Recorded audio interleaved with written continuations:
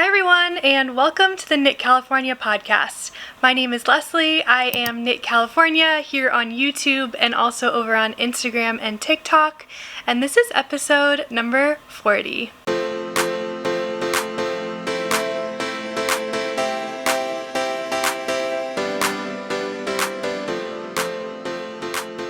We have a good amount of stuff to cover today, including a finished object that you can see I'm wearing, a brand new cast on that has a surprising amount of work already done on it, some decent progress on two of my whips, although I do wish those were finished at this point, but I've been spending all of my time on my new cast on, and we'll talk about that later, as well as a fun and exciting acquisition.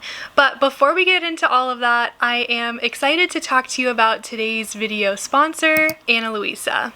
Ana Luisa is a jewelry brand that can elevate your everyday. They offer long-lasting, tarnish-resistant jewelry essentials that you can feel good about wearing. Ana Luisa jewelry is crafted with the planet in mind. The brand is carbon neutral and climate neutral certified, offsetting 100% of their carbon footprint. If you remember from one of my videos a couple months ago, I tried out a few pairs of Ana Luisa's earrings. This time I really wanted to try out some of their necklaces. So I picked out a few pieces from their best sellers category on their website, and I'm excited to tell you about the pieces that I chose. So the one that I'm currently wearing right now is called Willow, and it's like two necklaces in one. I see a lot of people wearing layered necklaces, and I've always wanted to try the look, but I've never been able to figure out how to do it on my own without it looking really weird. So I was really excited to see that Ana Luisa has a couple different types of these layered necklaces on their site. This one is one of the most popular. It's got this, let's see, let me show you how this looks. Like a smaller beaded chain, and then the longer pendant with just a gold circle on the end. And all of these pieces that I chose come in either gold or silver. I chose the gold because I'm really into gold jewelry right now, and it matches all of the earrings that I picked as well. I also picked the Lev necklace, which has this gorgeous little gold heart on an open chain. There are also matching earrings to this one that I really want to get next time, but I think this gorgeous heart is just really cute and will go with any outfit. Another piece that I picked is the Lure Mother of Pearl. I think this one is just so delicate and will look great under collared shirts, on top of any really simple necklines, maybe any knits that you have, and I really love this one. Lastly, I chose the Rowena necklace. This one is a chain with 5 little flower details in the chain. I also think this one is dainty and gorgeous, and I think this might be a good candidate also for layering some of the other pieces, so I'm really happy with this one as well. To shop any of these pieces or any other pieces from Ana Luisa, you can click the link down in the description box below, and I have a 20% off coupon when you use the code knitcalifornia20. Again, click the link in the description box below and use the code knitcalifornia20 for 20% off your order. Alright, let's get back to the knitting. You may have noticed that I'm wearing a finished object today. This is my Helianthus tank by Andrea Gaughan, and the yarn that I used for this is Pearl Soho's linen quill in the colorway Rhubarb Pink. You can see it's this hot pink. Linen quill, by the way, we need to talk about this, is 50% Highland wool, 35% alpaca, 15% linen, okay? Remember that? We'll come back to it. This is a test knit that I am doing for Andrea, and this pattern hopefully will be coming out at the end of May. Today is May 13th, so in a couple weeks this should be coming out.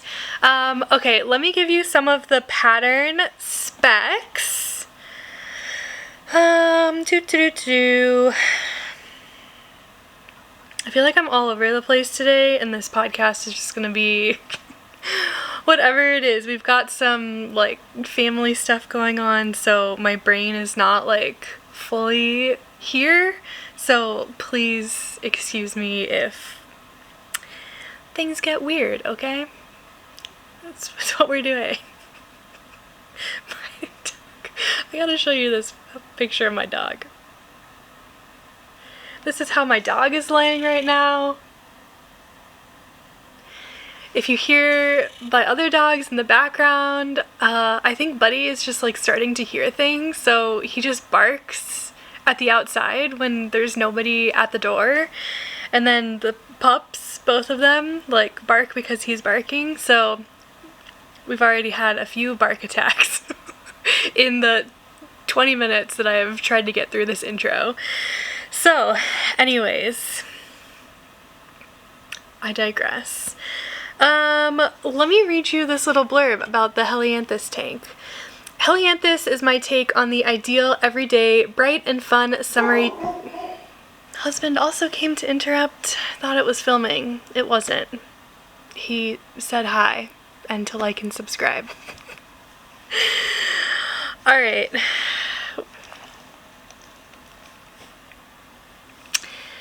Helianthus is my take... Helianthus is my take on the ideal, everyday, bright and fun, summery tank top. Instructions are included for either playful stripes or classic solid, but you could use this pattern as a canvas for any color combos your heart desires. Color blocking, random striping, or solid with contrasting edging are a few of the possibilities for making this pattern your own.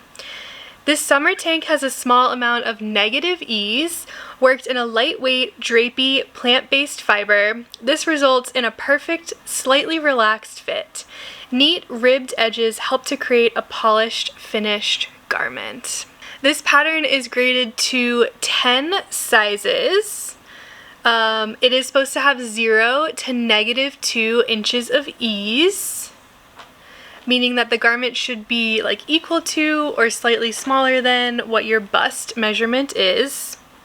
The sizes range from the smallest size is supposed to fit a bust measurement of 30 inches up to the largest size of 66 inches. So this is a very size inclusive tank top pattern, which, as a lot of people have been doing their, you know, spring and summer pattern roundup videos, I think we've all kind of been discovering that like a lot of tank top patterns are not size inclusive, which is very frustrating for everyone out there, I think. In centimeters, that is a range of 75 centimeters to 165 centimeters. The gauge, let me talk to you a little bit about gauge. The gauge of this is 28 stitches by 38 rounds per 4 inches, and it recommends a 3.25 millimeter ribbing, 3.25 millimeter needle, knitting needle. Okay, so while we're talking about this, let me show you where we started. Am I attached? Yeah, I am. Okay, so we started with, oh boy. Okay, this one is on. We started with this one. Remember my striped tank? I absolutely love these stripes. I am knitting this one with Quince & Co. Sparrow, which is a 100% organic linen yarn. The pattern recommends using Ritual Dye's Undine, which is a cotton linen blend. Alright, I had this yarn, these colors in my stash. Originally I wanted to make a Moon Crush tank, and then I realized it was in Tarja, and last summer I started swatching with this yarn, and I was like, oh, it's really rough, like I don't really want to do this right now, so I never did it. And then this came along and I was like, I think this yarn would be really perfect for a striped tank top. So that's what we did. However, my gauge and the sizing of this specific one is way larger than it should be in the pattern, and because this is a test knit, I wanted to start over to get a gauge closer to what it was supposed to be in the pattern, and so that's why I started over with this one that I'm wearing using the linen quill. Because the linen quill is wool, alpaca, and linen, with a majority wool, 50% wool, 35% alpaca, that type of fiber is more similar to like a 100% superwash merino or just like wool fibers in general that I'm more used to using. So I figured I could like better easily predict how this garment was going to end up. This was the first time that I had ever knit with 100% linen, and I just like didn't realize that it was not going to turn out the same as, you know, what a garment made in wool was how it was going to turn out, which, like, obviously they're different fibers. I should have expected it would be different, but for a test knit, maybe that's not the best time to knit with something completely new to you and something that is different than what's recommended in the pattern, right? So even though I'm knitting with linen, the recommended yarn is cotton linen blend. Like, a cotton is very different from a linen, a blend is very different from a linen, so you know, there's a lot of differences there. So that's why I started over. I'm knitting size D, which is the 4th size in the pattern, which corresponds to a 42-inch bust. My bust size is a 40-inch bust, so knitting this size would give me 2 inches of positive ease. Now that is different than what the pattern recommends. If I'm going to be completely honest, I should have gone down 1 size and knit the size C, which would have been a 38-inch bust. Well, it would have come out to like 37.25. But that's really what I should have been aiming for. I think that would have given me something closer to that 0 to -2 inches of ease. Where we ended up with on this, I mentioned the recommended gauge was 28 stitches. My final post blocking gauge was 26 stitches. Now I did go up half a needle size, so it was recommended a 3.25. I went up to a 3.75 because when I first started knitting this, I started with the 3.25. I realized the gauge was too small. I was ending up with like 30 stitches per inch, and I was like, gosh dang it. So I had already done like 2 inches of the body, ripped it out. Again, this was like my 3rd time restarting this pattern, and I went up to a 3.75.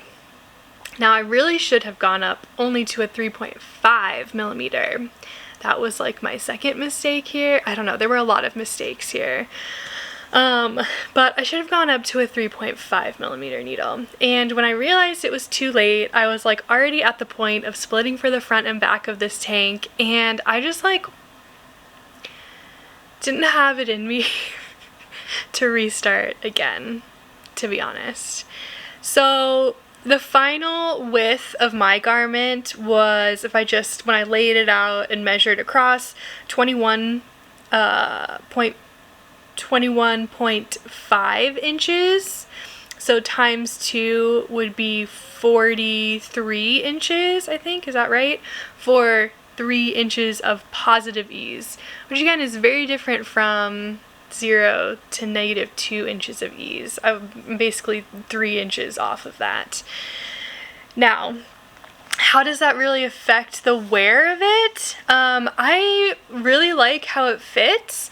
The only thing I would say is you can definitely tell in the underarms, and I think this is true for like a lot of tank top patterns. You know, we see a lot of people making tank tops and they always say like, oh, it's gapey in the underarms. Well, if you're gonna make it a tank top with positive ease, like, it's going to be gapey in the underarms. That's just like the nature of like how a tank top is shaped, right? If there were sleeves on this, that would like, you wouldn't notice, because then the sleeves would be there and then you'd all be bundled up and like it would be fine. I don't think it's a huge issue. Like, I'm not gonna worry about this at all. I'm just gonna wear it and I'm gonna be comfortable with it. So I think it's totally fine. One of the things that I really like about this tank top is the high neckline. Like, this comes up really high, I think, compared to a lot of other tank tops. I think the width of the straps here are really nice as well. They definitely are bra strap friendly, but they're not super thick, so it doesn't give you that like boxy look right here. It still comes in, I think, just enough and gives you just enough strap for bra strap coverage. It's got a high neckline. I just think it's a really nice looking tank top overall. I am really excited to finish this one, my first one. Like I said, I have now split for the front and back panels, and at this point, the tank top goes really fast. Once you split for the front and back panels, you start knitting like decreases, so you're knitting this like almost triangle shape, right? So every row it is back and forth at this point, but you're decreasing, so every row is less stitches. This part just flew by. I felt like the in the round part was taking forever. I felt like it was never gonna end, and then finally we split for stitches. We split for front and back, and I started working on the front first, and it just went so fast. I think I did this in like 2 days, and then I did the back in like 1 day, and then I grafted it together at the shoulders, and then I took another day to do the ribbing edges here and here, and it was done. So that was really exciting. So I'm at that point on this one. I know that I could get this done in a couple of days if I just like sat down and focused on it, which like I really want to do. I would really like to have this one done by the time the pattern comes out, just so that I can have FO pictures in this one as well. I think that would be really fun. And I'm really excited to like wear this fully linen one as the temperatures start to rise. The temperatures yesterday got up to like 82 degrees something, and I went to the grocery store and I was like, oh my gosh, it's hot. And like, that's not even how high the temperatures are going to get, so just not used to those warm temperatures yet, but we'll get there. But yeah, I'm really excited to wear this one. In terms of this linen quill one, I'm interested to see how long into the season I will be able to wear this before it gets too hot. Now, it is a tank top, so I mean, the biggest thing is like my arms are out and like not covered by any fabric, so that may help to keep me a little bit cooler and not overheat too quickly, but I don't know, we'll see. I mean, it's only 15% linen. You would expect a yarn named linen quilt to be a little bit more linen. I don't know, it's like those We Are Knitters like touch of alpaca, and it's like 5% alpaca or whatever it is. But I don't know, we'll see. Was a wool and alpaca majority yarn the correct yarn for a tank top? We will find out, and at some point I will let you know, okay? So that's my oops. And the linen just like kind of comes off. I don't know if you saw that. This piece was like sticking out, so you can just kind of like pick it out, which I think as I was knitting this, I picked out like enough yarn to maybe make it like 14% alpaca or 14% linen. I don't know. But I really like the color. I think it's going to be a really fun, bright, summery color. And this top looks really great with my Old Navy linen pants. The white pair and the black pair. So, yeah. Overall, really happy with it. And you should check out the pattern when it goes live. I will definitely remind you when the pattern goes live, because that's what you do as a good tester. So there's my Helianthus tank. Overall, really happy with it. So let's move on.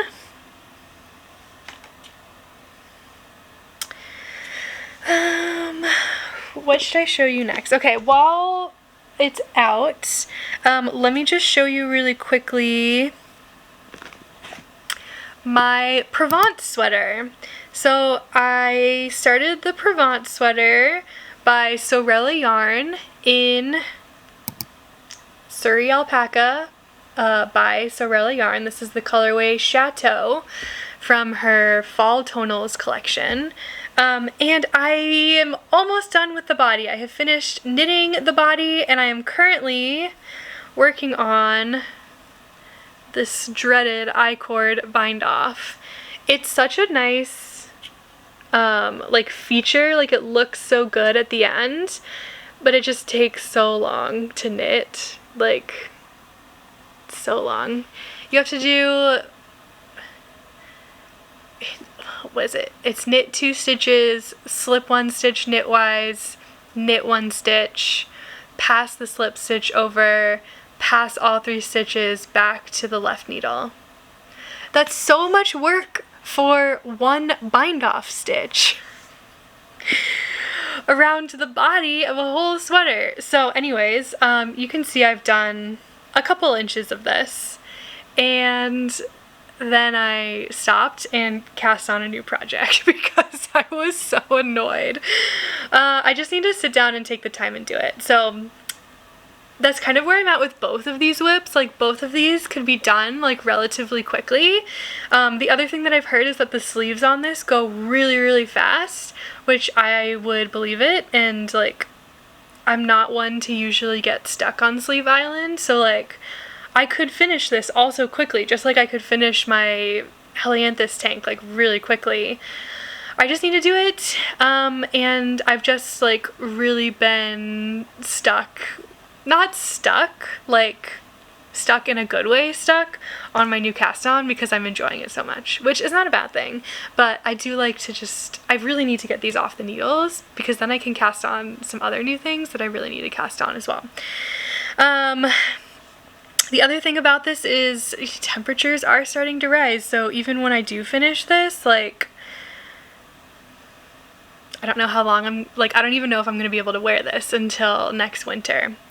Which is like fine. At least I can get it off the needles and it'll be like done and ready for that time. But yeah, that's my, I don't know if I gave you a full look at it. My Provence sweater. It's really light, it's really fluffy, and it's really soft. And so I am excited to have the finished object. I just don't want to do an I-cord bind off. So funny. Okay, so lastly, in terms of the knitting, I casted on my Seasons cardigan. I'll just say it. I like to do the, you know, millennial pause and like keep you intrigued for as long as possible, but I'll just say it. I cast on this Seasons cardigan that I have been dying to cast on for a really long time. It was like one of the main things in my spring knitting plans video where, like, you know, I looked at the Pinterest mood board, my own Pinterest mood board, and I had all these cardigans on it and they were like textured cardigans, and I was like, the Seasons cardigan would be like the best thing, I think, to recreate these like textured cardigan looks. And I've been wanting to knit it for a long time, and I've had the yarn for a while now, and so last weekend I swatched. And this looks so good. This was my first time ever doing half fisherman's rib, and I'm really proud of myself. I think it looks really good. It was way easier than I thought it would be. I mean, I think these types of stitches, like half fisherman's rib, brioche, just kind of make people nervous because it's like different than, you know, your normal knits and purls, and it could potentially be a lot to remember, but this one specifically, half fisherman's rib, is very, very simple. I watched one video by Andrea showing how to do it, and I was off. I was able to cast on, and I have had no issues. Well, I wouldn't say no issues. I've had to tink back a couple times, and luckily I was able to like figure out how to like tink back and put my stitches back on the needle the correct way with the half fisherman's rib stitch. That also was not as hard as I thought it would be, so it's going really well. Let me show you first the yarn that I'm using. So this is Knitting for Olives Heavy Merino, and the colorway that I'm using is called Oatmeal. So it's kind of this like gray, creamy gray, I would say. It definitely leans more gray. Maybe grayish, like a creamy grayish. I don't know, but I think this is gonna look really good. I'm happy with the color, and let me show you my progress. I have so much progress, you guys. This is getting so big already. So it is knit flat. It is a cardigan. Let me show you the front. Here we go. And yeah, okay, so it's got an interesting construction. Okay, sorry, I never said this. This is the Seasons cardigan by Ysolda. Ysolda is the designer. If you have knit any of Ysolda's patterns, I guess the only other one that I've knit is the Moonset tee. If you've knit the Moonset tee or even the pullover, I think this construction method will be familiar to you, where you start with the back neck band. This is actually what you cast on first. And then with this cardigan, you like pick up the stitches for the back to start the half fisherman's rib section, and then you're actually knitting the button band at the same time as you're knitting the rest of the cardigan. So because the half fisherman's rib, the recommended needle size is 5.5mm needles. I actually got gauge, you guys. You should be proud of me, on the correct needle size. I did block this, and so in blocking though, it was like really easy to manipulate this to either stretch it out to be like way over gauge, or to like shrink it in a little bit to meet gauge or be under gauge. So there's definitely a lot of wiggle room, I think, with your gauge on this cardigan. Just because of the nature of this half fisherman's rib stitch, it's extremely stretchy. I mean, both ways really, but like mostly width-wise. So just something to keep in mind. But so the main body of this is knit on, these are my metal ChiaoGoo interchangeable 5.5mm needles, and then the button band is actually knit on 4.5mm needles. And the reason why you need a smaller needle size for the button band is because this is just knit in 1x1 rib, whereas the fisherman's rib is different because you're knitting into the stitch below. So it's like you're compressing 2 rows almost into 1 row, and so you need that smaller row gauge on the button band so that it all matches up and like lines up widthwise to the rest of the cardigan. So yes, it is a little fiddly having all of these needles on one project, especially when you're knitting, you know, over here at the edges. Like, there is a lot going on, but if you can get past that, like, it's fine. Okay, just know that it's fiddly and know that you can do it. Okay, I've been getting a lot of like DMs on Instagram because I've been sharing my progress, and basically the number one question, well, I've gotten like 2 questions. Number 1 question is like, how is it knitting with like all those different needles? That looks really complicated. And I wouldn't say this part is complicated, it's just fiddly, and you get used to it and it's fine. The other big question I get is like, how do you feel about the yarn? Like, is it heavy? And do you think you're going to be able to wear that in Southern California? And I don't think this yarn is heavy necessarily. It is a worsted weight yarn, which is helping the project go pretty fast. And worsted in general, I guess, is more heavy, obviously, than a fingering or a DK weight. But because this is a cardigan, like, you can wear it open. You can wear it off the shoulder. You can take it off really easily if you're starting to get warm. So I'm really not worried about this being, like, too warm. Like, if I'm in a climate where it's chilly and I need a cardigan, like, I already have a bunch of cardigans that are like similar material that I wear all the time, whether I'm in a cold office environment, whether I'm in a cold coffee shop or something. Like, I'm really not worried about this being too warm. I do think I'm going to be able to get wear out of this, like a lot of wear out of this, in the climate that I'm in. So yeah, that's where I'm at. I am like absolutely like infatuated with how this is going. I love it so much. It's been so much fun. Oh my gosh, I haven't tried it on like this at all yet. It looks so good. It's a little scrunched up on the needles, but the dogs are gonna bark. Isn't this is gonna look really good with this little tank top underneath it too. I'm so happy with this. Okay, so one of the other things that has come up a lot is people have been telling me like their experiences knitting half fisherman's rib, and how, you know, getting closer to the end can sometimes be a slog, and like it is harder to tell how much progress you're actually making because of the compressed stitches. It feels like you're knitting more than the progress that you're actually seeing in the garment, which I can understand. Like, you're almost have to knit 2 rows in order to make it seem like you're getting 1 row further, just the nature of the stitch. So what I've really been focusing on to feel like I'm making progress is 2 things. First, because this yarn specifically comes in 50-gram balls, I had to buy a lot of balls. I have 12 balls of this. I think I calculated that I actually need 11 for my size, and I bought 1 extra just to be safe. So I'm like counting the number of balls that I've been using. I'm currently on ball number 3, and so that's helping me feel like I'm making progress. Like every couple days I'm starting a new ball, which helps me feel like I'm making progress.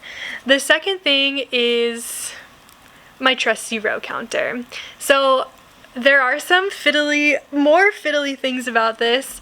One of the instructions, you know, you're doing raglan increases at a certain rate, and then every so often it tells you, it's one of those knitting instructions that says like, do this, and then there's another row, and then it says at the same time do this. I've seen a lot of like knitting memes recently where people are like, those are the worst, which like it is the worst because it's a lot to think about and a lot to count. So I really had to like come up with a new system specifically for this project for using my row counter. I have like so many of these row counters from Twice Sheared Sheep. There's an affiliate link down in the description box below if you would like to grab one for yourself. But basically what I've been doing is, like, typically I'll count every 10 rows. This is a 10 bead row counter, so typically I'll count every 10 rows and then, you know, move it back up, move the removable marker down to count the tens place, and I use that to count how many rows I've completed, or sometimes how many rows I have left to go. I'll use it as like a countdown marker. Because this sweater has you making the like front increases in a multiple of 3, I've had to do some different math. So I've actually only been counting up to 9 and then moving the row counter back to 1, so that I can track easily, you know, 369, 369, 369, which has just made it a little bit more complicated, but it's like, my hair, it's like a fun little math problem. You know how, like, sometimes you really want just like a knitting challenge? I knit 6 stockinette sweaters in a row from October through March, and so then I knit the ranunculus and I had that lace pattern, which was a really nice break. And now I have this really, not really complicated, I would just say more complicated than what I was doing pattern and like stitch count to count, and this row counter has really been a lifesaver. So if you haven't tried one yet, I would really recommend it. If you have any questions on how to use it, like, please send me a message on YouTube or Instagram and I will tell you exactly how I use it. Because I love talking about these. They have made my like knitting life so much easier. I have one on every single project. So let's see, that's my season's cardigan. Look at that fluffy rib. Doesn't it look so good? I love the look of it. It's really nice. This marker is just to remind me which is the front and which is the back, which I like don't really need anymore. I really needed it for the button band when I was doing that at first, but I just left it on because it's a little gummy bear. Who doesn't need a little gummy bears in their life? Alright, got some fuzz in my mouth. Oh, let me show you too. I'm keeping this project in my new Mud Living Saturn XL bag that I'm so excited to have. I've put all of my yarn balls in there and my project just fits right in on top if I fold it up nicely and then it zips closed. It kind of looks like a little character, like, hello, work on me, please. Thank you, goodbye. So, I love it. Love it. Alright. That is all of the knitting. I have one more thing to talk about.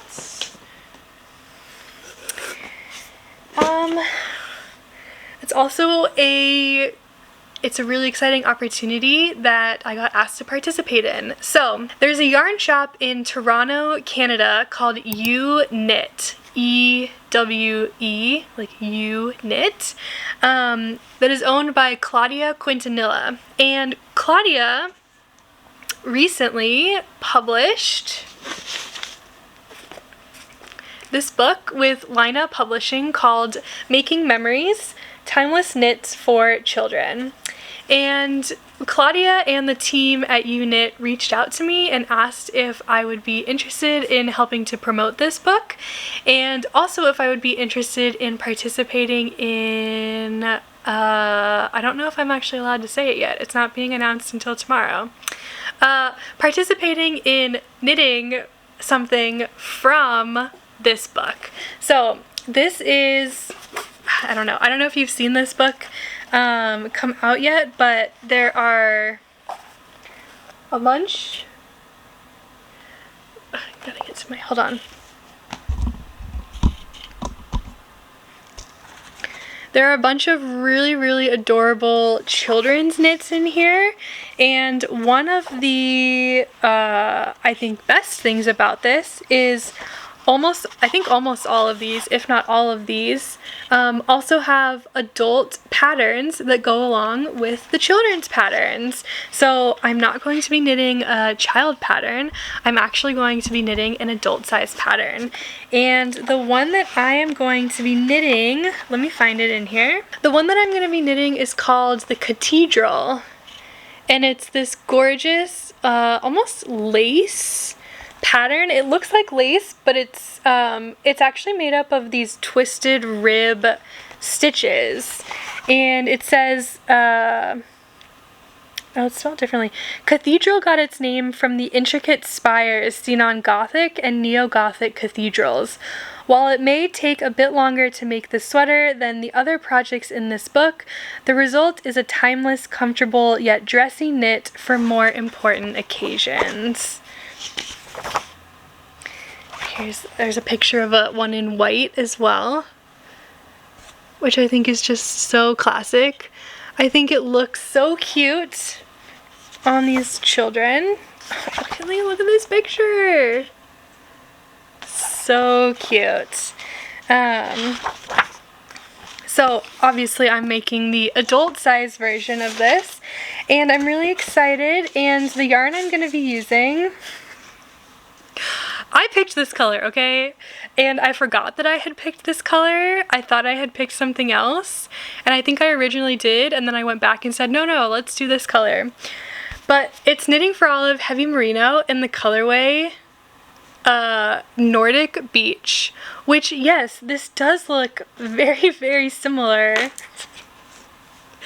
to this color, which is oatmeal. Look, there are some slight differences. You can tell that Nordic Beach is lighter, but I opened this up and I was like, did I choose the same color that I'm doing my season sweater in? Why would I do that? No, it's different. And I do think this is gonna look gorgeous in that, you know, very detailed twisted rib pattern. And I think it's just gonna be like a classic neutral sweater. So I'm really excited to be participating in that. This yarn was gifted to me from Ewe Knit to participate in this knit along. So thank you so much, Claudia, Fur, and team. I'm really excited to be participating in knitting this sweater. So the book is now available for purchase, so if you're interested, make sure you grab a copy of it. Make sure you also go over and follow Ewe Knit on Instagram for all the details about upcoming knitting together fun things that may be happening with patterns from this book. And yeah, go support. It's a really, really lovely book. So that's everything that I have. Let's see, in terms of future knitting, I'm going to be casting on this cathedral sweater. Oh, we've got an incoming. Hey, bud. What are you doing? Go lay down. I'm going to be casting on this cathedral sweater very soon. But I'm trying to close out the podcast. I'm going to be casting on the cathedral sweater very soon. I would love to cast on, I don't know if you can see it right here, I think I've decided on the Seaway pullover for this yarn.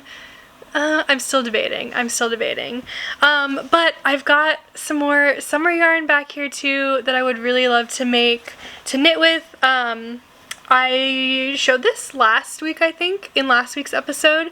This is the Kelbourne Woolens Mojave in the colorway Mauve, which is their cotton and linen blend yarn. I think I decided on what pattern I'm going to make with this. The Totally Tank Top by Jessie Made Designs.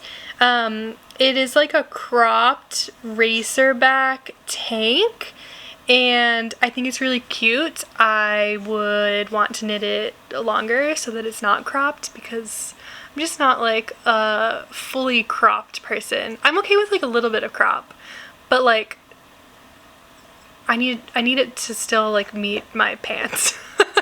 Where my pants come up to. So I think I'm gonna knit that. I think I'm gonna use this to knit that. I think that'll be perfect. And the suggested yarn for this Totally Tank Top is the Ritual Dyes Undine, which is also the same suggested yarn for the Helianthus tank, which is a cotton and linen blend. So I feel like this is like a really good substitute for that. So I would love to cast this on. And you know, I've been holding on to my silk DK for so long that I really want to knit the Brookline blouse with this. So I want to cast this on as well. Basically I really need to get those other two projects off my needles. Maybe just the tank. Maybe I put the sweater on pause until like the fall and I cast on some of these other things, because I really need to, I guess I don't need to, need is the wrong word. I really want more of these summer tops, and yeah, that's where we're at. Let's see, I think that's it. Is that it? I think that's it. Well, as always, thank you guys so much for watching. I think this was a little bit of a chaotic episode, but we need one of those, you know, every so often. Don't forget to click the link down in the description box below for Luisa Jewelry. Remember my code knitcalifornia20 for 20% off your purchase. Don't forget to check out Making Memories by Claudia Quintanilla, and go and follow Ewe Knit on Instagram. And that's it. Thank you so much for watching today. I hope you get some time to knit, and I will see you next week. Bye!